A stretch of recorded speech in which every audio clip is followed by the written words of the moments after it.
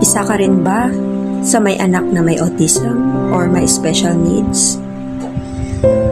Bilang isang teacher na meron akong experience sa mga naging pupil ko na merong autism or ASD, may gusto lang akong i-share sa'yo.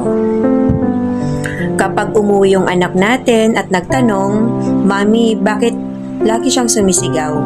Daddy, bakit hindi siya mapakali? Bakit parang iba siya? Parents, wag natin itong baliwalain. Gawin natin itong opportunity para ma-explain sa kanila ang understanding towards children with their special needs. Pwede natin sabihin sa kanila na anak, not everybody learns, communicate, or behaves the same way. May mga batang nahirapan mag-focus, may mga batang nahirapan makipag-communicate, may mga batang nahirapan mag-control ng emotions at mag-express ng kanilang sasabihin. But it doesn't mean na pasaway sila.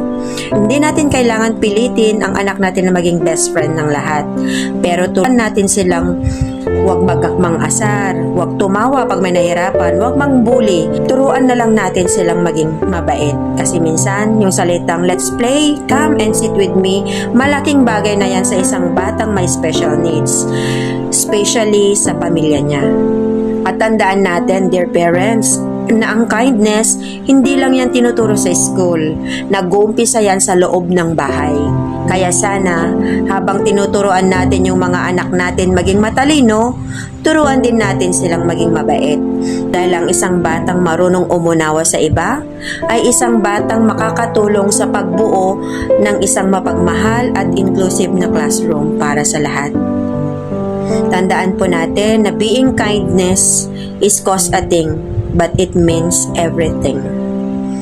Kaya ang mga batang merong special needs, autism, ASD, ang kailangan nila ay pangunawa, mahabang pasensya at pagmamahal.